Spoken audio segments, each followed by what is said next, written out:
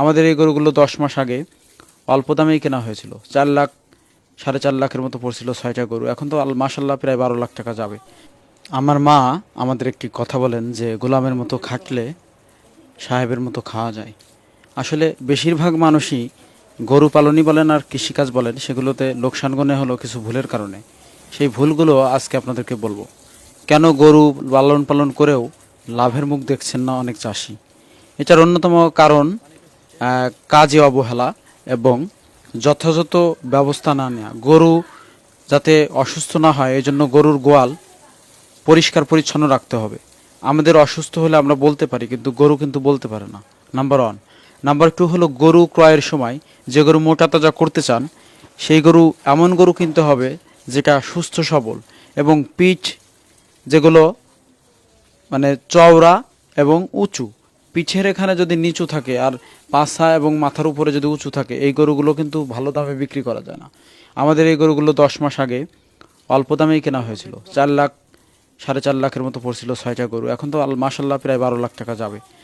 আর এখানে ষাঁড় গরু বা মাংস উৎপাদনের জন্য সেই ব্যবস্থাটা করতে হচ্ছে না, কারণ ষাঁড় তো আর সেই ঝামেলা দিচ্ছে না, শুধুমাত্র একবার বিক্রি করতে হবে বছরে। ষাঁড় পুষতে যায় একটি জিনিস আমরা বুঝতে পারলাম যে ষাঁড় গরু এটার দাম চিরদিনই থাকবে। খাবারের দাম যতই বৃদ্ধি পাক, সব কিছুর দাম যতই বৃদ্ধি পাক, সেই সাথে কিন্তু মাংসের দাম।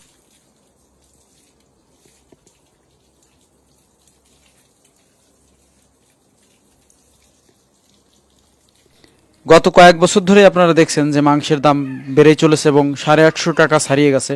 সামনে হয়তো একসময় গরুর মাংসই 1000 টাকা হবে, এমনকি ধারণা করছেন অনেকে। এই জন্য ষাঁড় গরু লালন পালন করতে কোনো লস হবে এরকম আমার কাছে মনে হয় না। আমরা যেহেতু এবছর ভালো একটি লাভের আশা করছি এবং হবেও, তাই লাভও হবে। অলরেডি ব্যাপারীরা আসা যাওয়া শুরু করে দিয়েছে আমাদের এই গরু কেনার জন্য। তা গরুর গোয়ালে আপনার সবসময় পরিষ্কার পরিচ্ছন্ন রাখবেন, এতে ডাক্তারের খরচটা যেমন কম হবে, আপনার কিন্তু ওষুধের খরচও কম হবে, এতে আপনার লাভ বেশি হবে। আর গোয়াল পরিষ্কার থাকলে সেখানে যেমন বাড়িতে অনেকের গোয়াল থাকলে কিন্তু ওই আশেপাশে যাওয়া যায় না, এত গন্ধ। আমি আপনাকে বলে কথা দিচ্ছি, আপনি আমার গরুর গোয়াল দেখে যান, আমাদের এই খামারটা দেখে যান, এর মধ্যে এসে আপনি বসে থাকবেন। আপনার যদি একটু গন্ধ পান তারপর বলবেন যে না আসলে গন্ধ, আর উঠানে তো পাবেনই না। তো এত পরিষ্কার পরিচ্ছন্ন কি শুধু রাখি পরিষ্কার পরিচ্ছন্ন রাখলে ভালো দেখা যায় এই জন্য না, পরিষ্কার পরিচ্ছন্ন রাখলে গরু যেমন সুস্থ সবল থাকে, তাকে কিন্তু যে খাবার দেই সেই খাবারটা গায়ে লাগে। অর্থাৎ এই যে পানি দিয়ে ধুয়ে দিচ্ছি, 3 বেলা আমরা গোসল করানোর পরেও আমাদের গরু কেন ঠান্ডা লাগছে না, কাশি হচ্ছে না, এগুলো হচ্ছে না কেন? এর কারণ আছে, বিশেষ কারণ আছে। উপরে ফ্যান চলে, গোসল করানোর পর যদি ফ্যান চলে তাহলে গরুর গায়ে বাতাস লেগে পানিটা শুকিয়ে যায়। আর যদি ফ্যান না চলে তাহলে একদিকে পানি অন্যদিকে ঘাম, গরমে ঘাম, এই দুইটা মিক্সড হয়ে আবার তার অসুখ হয়ে যায়। এই জন্যই কিন্তু উপরে ফ্যান রেখেছি।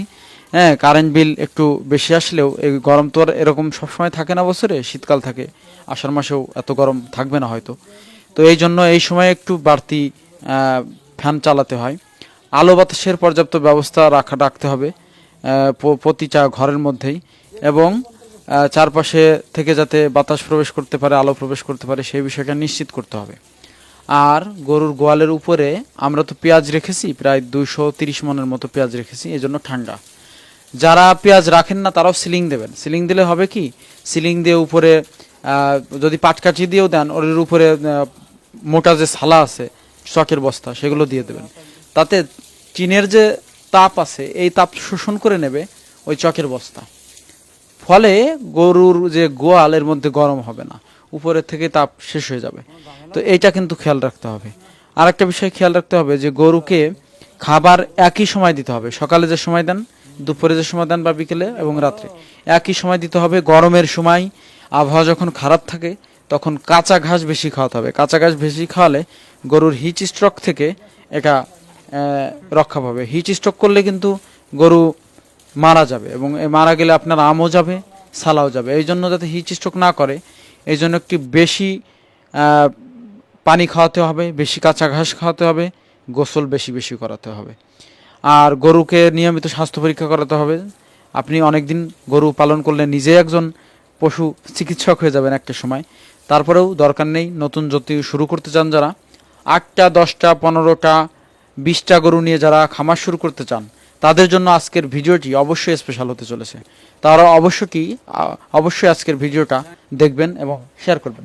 এই চৌবাচ্চাগুলোর মধ্যে খাবার দেওয়ার সময় একটা জিনিস খেয়াল রাখবেন যে চৌবাচ্চা কিন্তু গলার এখানে যেখান দিয়ে খায় এইখানে একটু নিচু হলে ভালো হয়, কারণ ঘাড় গর্দান এগুলো মোটা হয়। মাশাআল্লাহ আমাদের গরুর কিন্তু ঘাড় গর্দান এবং চুট এটা খুব মোটা সোটাই হয়েছে। এটার কারণ হলো গরুর দেখেন এখানে চাপ লাগে না, এইভাবেই কিন্তু আমাদের এই চৌবাচ্চাগুলো তৈরি করা হয়েছে। এবং আমরা প্রতিদিন যে যত্ন করি, সত্যিই গরু এভাবে লালন পালন করার আগে আমাদের ধারণাই ছিল না যে গরুতে এত পরিশ্রম। গরু লালন পালন করতে গেলে নিজেরও একটা মোটামুটি ছোটোখাটো গরুর মতোই হওয়া লাগে, নইলে এটা কিন্তু সম্ভব না। এই জন্যই আমরা এত পরিশ্রম করছি। কী কারণে? লাভ আমাদের গরুতে যেমন হবে তেমনি উপরে যে আমরা পেঁয়াজ সংরক্ষণ করে রেখেছি। আমরা কৃষি পরিবার, আপনারা জানেন যে অনেক পেঁয়াজ পাই, এবারও 7-8 মণ পেঁয়াজ পেয়েছি। এবং আলু পাই, পাট পাই, ধান পাই, গম পাই, মসুরি পাই, রসুন পাই, মরিচ পাই, ধনিয়া পাই, ভুট্টা পাই, যত কালো জিরা পাই, যত ধরনের ফসল আছে আমাদের এখানে হয়। এই ফসলগুলো সংরক্ষণ করতেও কিন্তু বড় একটা ঘর লাগে।